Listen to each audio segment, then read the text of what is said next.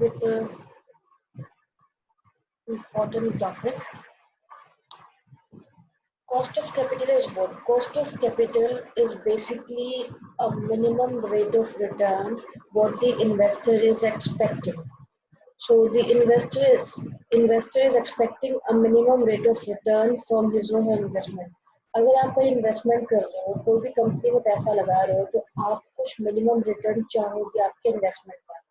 That minimum in return is known as cost of capital. Cost of capital.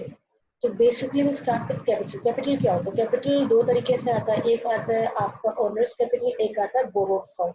Owners capital is like equity. अगर आप company की equity में investment कर रहे हो, इक्विटी में पैसा लगा रहे हो, then you are the share holders of the company. और अगर आप कंपनी के डिवेंचर्स में, बोरोड फंड में you are investing in borrowed fund, that is known as debenture holder. You are the debenture holder. So company अगर अपने business को start करना है, if the company wants to start a business, company required a fund. Company को fund की requirement है. तो fund कहाँ से लेके आओगे? या तो अपने शेयर्स को इशू करके आप पब्लिक से पैसा लोगे और एक मिनिमम रिटर्न दोगे पब्लिक को इन फ्यूचर आफ्टर 1 ईयर, और बैंक या फाइनेंशियल इंस्टीट्यूशन से आप फंड बोरो करोगे. तो अगर आप फंड बोरो कर रहे हो, अगर आपको फंड दे रहा है, bank is giving you a loan, तो bank in return will expect some kind of return, that is called as interest. Bank कुछ interest charge करेगा, तो बैंक को कुछ benefit चाहिए अगर आपको वो लोन दे रहा. तो that return is known as cost of capital, the minimum return the investor is expecting. Today we'll discuss the first part of cost of capital, that is cost of debt capital. ये है आपका cost of debt capital. सबसे पहला part है cost of capital का, cost of debt capital. तो सबसे पहले हम स्टार्ट करेंगे debt क्या होता है. Debt is basically a form of debenture, bonds, term loan from financial institution and bank etc. Debt basically एक तरीके का डिवेंचर ही है, बॉन्ड है, एक टर्म लोन है. फिक्स टाइम के लिए हम लोन लेते हैं, कहीं कोई भी फाइनेंशियल इंस्टीट्यूशन से लेते हैं, बैंक से लेते हैं, और हर एक डेट के पीछे हमें एक इंटरेस्ट देना पड़ता है. Like that carries fix rate of interest payable. अगर हम डेट ले रहे हैं, वहीं से हम लोन ले रहे, तो हमें फिक्स इंटरेस्ट पे करना पड़ेगा. इधर अगर हमारी कंपनी में प्रॉफिट हो रहा है या नहीं हो रहा है, irrespective of the profitability of the company, profit हो या ना हो, हमें वो फिक्स इंटरेस्ट पे करना ही होगा अपने इन्वेस्टर को जिन्होंने हमें लोन दिया, पैसा दिया. That is known as cost of capital. इसको एक सिंपल कैलकुलेशन से हम समझेंगे. If the company issue 12% debenture worth ₹5 lakh, अगर कंपनी 12% डिवेंचर इशू कर रही है, 5 लाख का डिवेंचर है, पर डिवेंचर की वैल्यू है ₹100, तो आपको इंटरेस्ट क्या मिलेगा? आपको इंटरेस्ट मिलेगा 12% ऑफ 5 लाख, दैट इज 60,000. तो आपका टोटल डिवेंचर है 5 लाख, तो 5 लाख 12% होगा 60,000. तो आपने जो 5 लाख इन्वेस्ट किया, आपको 1 साल के बाद इंटरेस्ट मिलेगा 60,000. तो that is known as your cost of debt capital.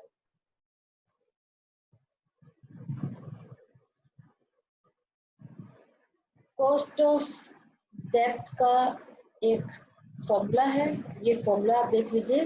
R plus MV minus MP upon N, MV plus MP upon 2 multiply by 100. ये आपका कॉस्ट ऑफ डिवेंचर का फॉर्मूला है.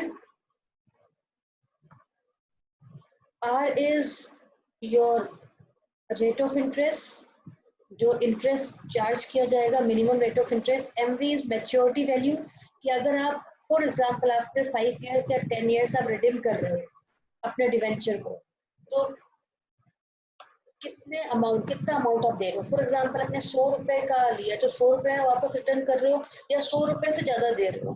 तो मैच्योरिटी के समय आपकी डिवेंचर की क्या value, that is known as maturity value minus net proceed.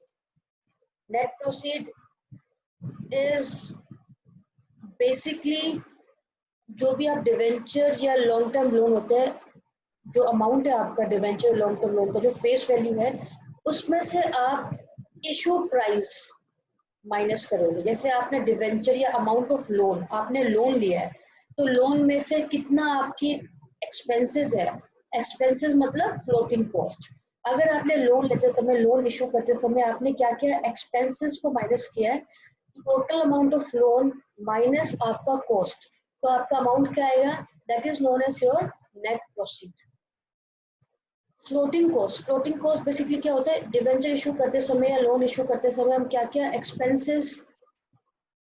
Expenses हम लेते हैं, लाइक प्रिंटिंग एक्सपेंसेस हो गया, आप प्रोस्पेक्टस को प्रिंट कर रहे हो, प्रोस्पेक्टस को सेल कर रहे हो, एडवर्टीजमेंट कर रहे हो,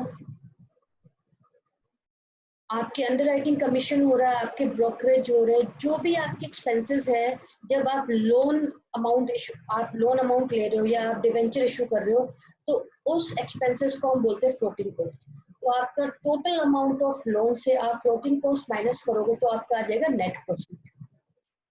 नेट प्रोसीड को हमने 3 पार्ट में डिवाइड किया है।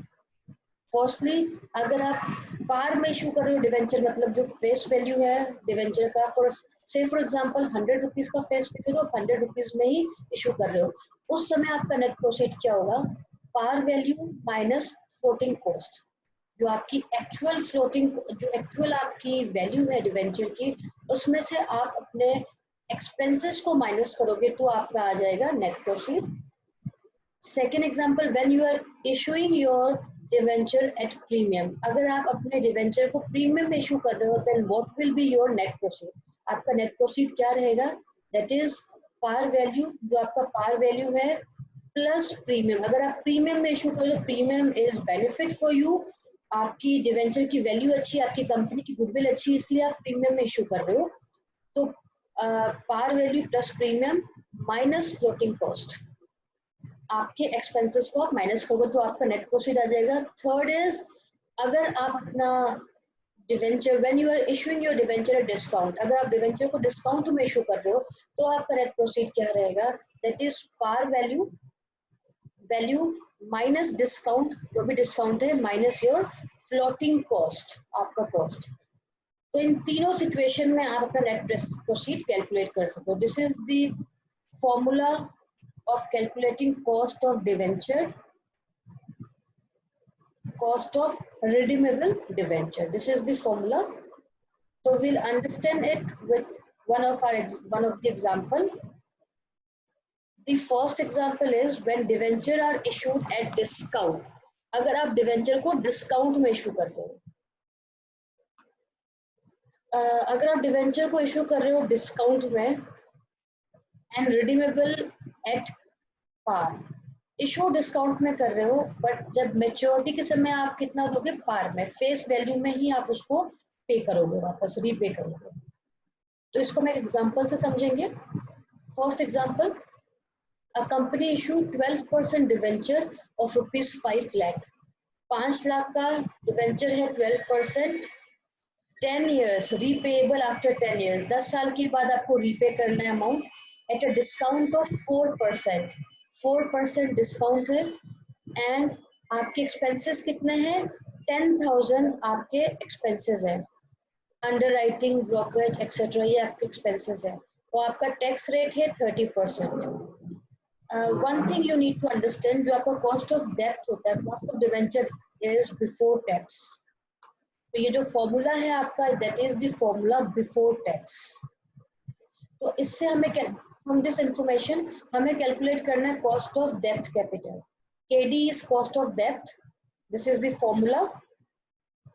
R is rate of interest, तो आपका रेट ऑफ इंटरेस्ट कितना हो गया, 12% ऑफ फेस वैल्यू 5 लाख, तो 12% of 5 lakh is 60,000 plus MV maturity value. तो आप मेच्योरिटी के समय किस में रीपे कर रहे हो, पार में, सेम फेस वैल्यू में, तो आपका वैल्यू क्या है, 5 लाख, तो 5 लाख आ गया, minus net proceed.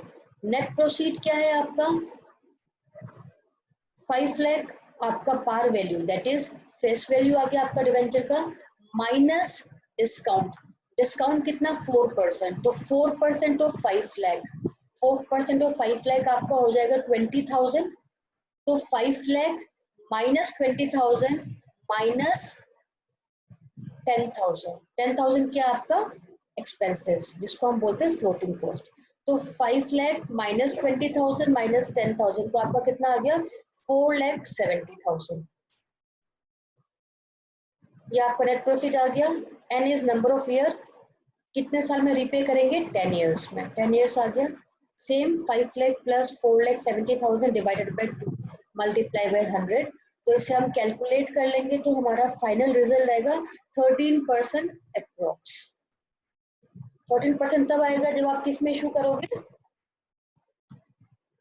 When you are issuing at discount. Next आपका आ गया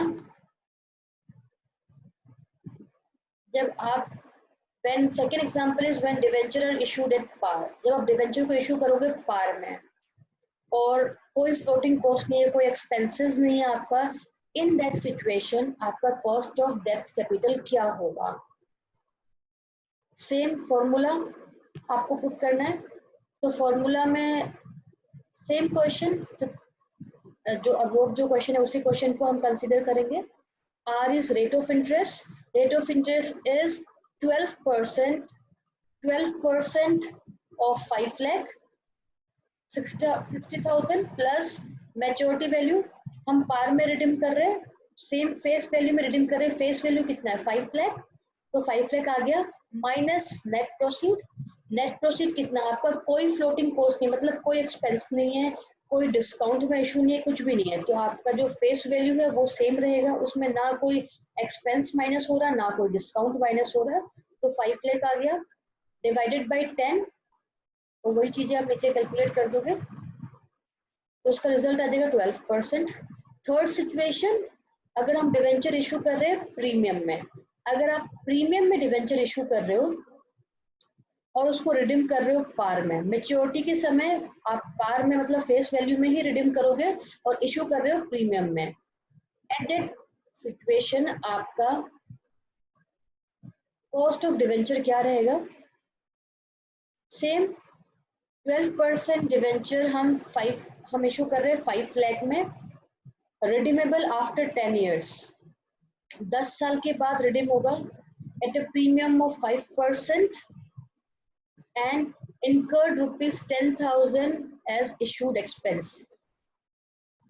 इस क्वेश्चन में हमारा इंटरेस्ट है 12%, 5 लाख डिवेंचर है, 10 साल के बाद हम रिडीम करेंगे और हम इशू किस में कर रहे हैं प्रीमियम में इशू कर रहे हैं, तो same KD is equal to R is interest, interest कितना हो गया आपका 12% ऑफ 5 लाख 60,000 इंटरेस्ट हो गया plus MV maturity value, maturity value same आपका पार में आप मेच्योर होंगे आफ्टर 10 ईयर, पार में आप पे करोगे फेस वैल्यू में, तो फेस वैल्यू 5 लाख है, तो 5 lakh minus net proceed, net proceed में आपका फेस वैल्यू 5 लाख प्लस आपका प्रीमियम, प्रीमियम आपका 5% है, 5% ऑफ 5 लाख दैट इज 25,000, तो 5 लाख प्लस 25,000 माइनस आपके एक्सपेंसेस वो कितना है 10,000, तो 5 lakh plus 25,000 that is 5 lakh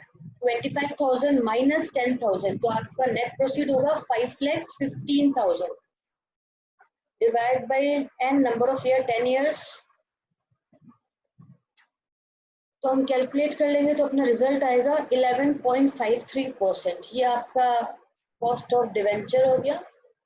fourth situation, if debenture are redeemable at premium, मतलब आप अमाउंट पे करोगे मेच्योरिटी के समय प्रीमियम में पे करोगे, तो इस एग्जांपल से हम समझेंगे। A company issued 12% debenture for ₹5 lakh at par, redeemable after 10 years at a premium of 5% and incurred 10,000 as issue expense. तो आपका cost of debt capital क्या होगा? सबसे पहले same formula, R is interest, 12% of 5 lakh 60,000, 60,000 plus MV maturity value, हम repay कर रहे हैं मैच्योरिटी के समय आफ्टर 10 years, प्रीमियम में रीपे कर रहा है, तो प्रीमियम कितना है 5%, 5% ऑफ 5,25,000, तो 5 लाख प्लस 25,000 दैट इज 5,25,000 आपका MV हो गया, minus net proceed. Net proceed क्या है आपका, your face value of the debenture 5 lakh minus कोई डिस्काउंट नहीं है बट आपके फ्लोटिंग कॉस्ट है, एक्सपेंस है 10,000 का, तो 5 lakh minus 10,000 4,90,000 divide by year, number of year 10 years, इसे हम कैलकुलेट कर लेंगे तो हमारा रिजल्ट आएगा 12.51%। तो these are the 4 method, 4 ways जिससे हम कॉस्ट ऑफ डिवेंचर कैलकुलेट करेंगे। And this is the 5th way, when your debenture is irredeemable, आप अपने डिवेंचर को रिडीम करोगे ही नहीं, ये लाइफ टाइम तक डिवेंचर आपके पास ही है, इरिडीमेबल डिवेंचर है। इन दैट सिचुएशन कोई मैच्योरिटी वैल्यू नहीं है डिवेंचर की, डिवेंचर हम रिडीम नहीं कर रहे हैं, कोई मैच्योरिटी वैल्यू नहीं, तो फॉर्मूला है KD is equal to R upon NP। R is interest rate, NP is net proceed. अगर हम इस एग्जांपल से समझे, 12% डिवेंचर इशू कर रहे हैं हम 5 लाख रुपीज में एट पार, और एक्सपेंस हो रहा है 10,000 का, कोई मैच्योरिटी नहीं है, हम रिडीम नहीं कर रहे अपने डिवेंचर, क्योंकि ये जो डिवेंचर है ये इरिडीमेबल डिवेंचर है। तो KD is equal to R is interest rate, 12% of 5 lakh 60,000 upon net proceed. Net proceed is आपका par value, face value 5 lakh minus expense, expense हो गया आपका 10,000, तो 5 lakh minus 10,000 is 4,90,000 multiplied by 100, so this is your amount, so this is your cost of debt capital. From this method we can get to understand, we can understand how to calculate cost of debenture.